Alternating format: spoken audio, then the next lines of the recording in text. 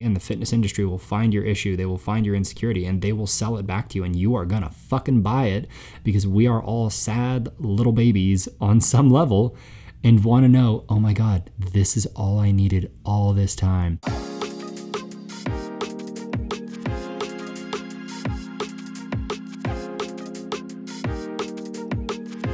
What's going on, guys? Andrew with the Pride Fitness and Movement Podcast, or Pride, however you heard of me.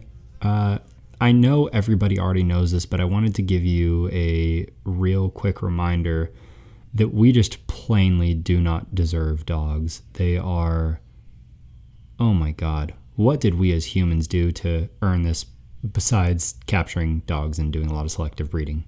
No, but seriously, like I came home today after like a long ass day. I spent hella time at school. I had clients this morning, all this different shit. Like, it was a long day, and I just went home to shower before I popped into the studio to record. And right when I get home, both of my dogs, Ham and Gravy, for those of you who don't know, they just run up to me. And my Shibas, they're really, really expressive. So I mean, they're smiling at me super fucking hard, and like they're just so excited to see me. And it was just like, oh my God, dude! Like nothing gives you unconditional love the way that a dog does. It is incredible how much they love us. And truthfully, how little we actually do. Like, what? We take them on walks, we pet them, we feed them, we give them water. Like, man, that's all it really needs to get all of that love from them. It's crazy. Dogs are incredible. Anyway, guys, let's get into this. So, this actually isn't a question from a listener. This is actually something that I've been meaning to shoot a piece of content on this for so long. Like, let me check when this note was actually written. Wow, everybody.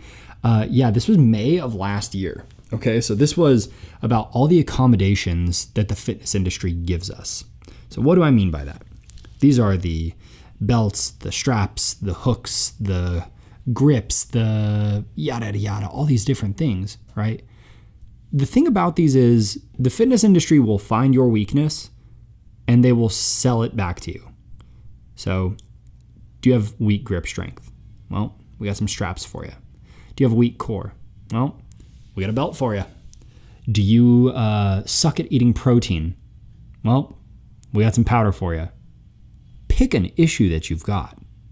They will find. I mean, I remember seeing. Oh my God, these were the weirdest things, and I don't know that anybody else had ever actually seen these, but it was like a thing that you would put in your shoe to supposedly make you push off of your foot in a different way, so that it would activate the outside of your quad more.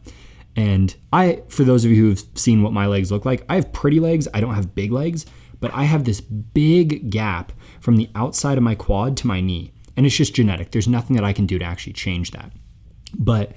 I remember getting that ad on Instagram, and I'm like, oh my God, they know. Like, just immediately, I felt so exposed by that. But, you guys who are listening, you're probably getting these exact same things where it's like they're hitting it so nail on the head. It is ridiculous. That is what these, the fitness industry to some extent is kind of based in insecurity to begin with, like, why do we want to lose weight and build muscle? Well, because to some extent we don't feel good enough. We want to be better, so to speak, which, you can be. We all can be. It is what it is. But, the way that they sell it back to us is so funny because they never say, rarely, I'll say, rarely do they say, hey, here are some grips, some straps. You should only use these if you're, finding an issue trying to set a new PR. But in general, you should make sure you go raw, just bare hand and fucking grip that shit and figure it out. Develop your strength. Oh, hey, you're squatting a ton of weight today, deadlifting a ton of weight today. Go ahead and toss this belt on. You're doing, pretty high percentages today, like pretty high intensity. Yeah, go ahead and wear that. Let's run. Oh, you're doing a powerlifting competition. You want to wear something to brace your wrists? Okay, that's fine. Like, all these things, it should be implied. But I think a lot of people, and this is me included, this is what I used to do. I was wearing freaking belts and straps and everything, man. Like, I think the only thing I didn't find myself regularly using was like knee wraps, and that's because I was never really good at powerlifting. But these things are a crutch. These are things that are useful to, maybe to set a new PR. But in the long run, the same way that crutches are, if you use crutches for a long time, like, yeah, you might be using your legs a little bit less, but at some point in time, you fall into that, hey, I use crutches kind of posture, that slouch forward, that like leaning into other stuff to support you. It's the same thing. If you are consistently using knee wraps, you are weakening parts of your legs that are essentially outsourcing that stability. If you're always using wrist wraps, same thing. If you're always using, straps for your grip, you're never really developing the strength. And same with your core. There's a really, really good quote, and I think Paul Chek said it, but it's you can't fire a cannon from a canoe. So it's like, as weak as your core is, that is your most limiting piece in the equation of all of your lifts. So although these things are useful, at some point in time, you gotta pause and like look at yourself and go, what is to what end am I using this? If you're not gonna be a powerlifter, you don't really need that shit. If you're not gonna be a bodybuilder, a pro bodybuilder, you don't really need that shit. You need to develop your body. Like, you have one body for the rest of your life. And when you let these weaknesses just get weaker and weaker and weaker and weaker, what ends up happening is, instead of hurting yourself at the gym, you hurt yourself walking down a sidewalk step because you have no stability in your knee, or you have no, you're freaking gardening in the backyard or something like that, and you squat down to pick something up and there goes your back because you've been wearing freaking belts forever. Like, you never actually trained your body to function as a single unit. There's something called it's either motor sensory amnesia or motor sensory recruitment amnesia. It might even be sensory motor amnesia. But it's something like that. If you look it up, you'll find it. And essentially what it is when a muscle stops firing, so to speak, as effectively as it should. A really common one is people whose glutes don't activate. So when they squat, all they feel is their quads. Well, guess what? That probably happened because that muscle got inhibited because of one reason or another. Or, another one where people like squat and they're always leaning super far forward. That can usually be because, again, the glutes, the low back, the hamstrings are inhibited to some degree, and you're not able to squat nearly as effectively. Or people who, who when they bench press, they flare their elbows out super wide. That's usually just because they don't have quite as much stability in the chest and the shoulders.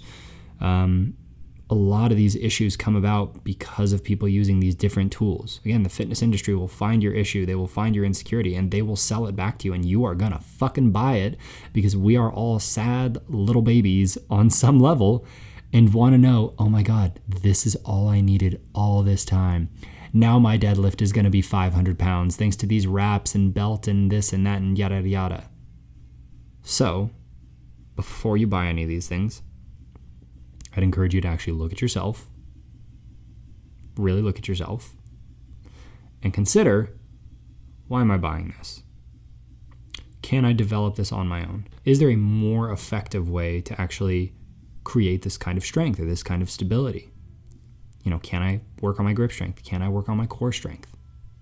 And if the answer is yes, ask yourself why you're taking the easy way out. If you're just purely at a point where it's limited, I mean, people who are, picking up 700-800 pounds, like, yeah, your grip is gonna give out at some point. I mean, if anybody's got an excuse to use straps, it's me. I am 6'3" and I have tiny hands, you guys. Like, straight up, my hands are, I don't think I've ever dated a girl whose hands weren't bigger than mine. I don't know what the fuck that's about. But you've got to actually consider that for yourself. And if the answer is, yes, I can do this on my own, I would encourage you to, or at least put a few, let's say 3 months of like dedicated effort toward strengthening that chink in your armor. And I think that is where I will end it, guys. Glenn, do you think there's anything I missed? Anything I should expand on a little more in there? All right, Glenn says we're good, and we trust the will of Glenn. because Glenn is a god. So that's that, guys. My name's Andrew. If you got some value out of this podcast, please share it to somebody. So go ahead and share this over to your friend that is like decked out in fitness gear, because we all have one and he needs to hear it. And if you're listening to this right now, man, it's no shade at you. We've all been there. It's okay. It is what it is. It's a part of your growth as a lifter. So until next time, guys, my name's Andrew with Pride, or the Pride Fitness and Movement Podcast, or whatever name you know me by. And I guess that's that, guys. We'll see y'all later.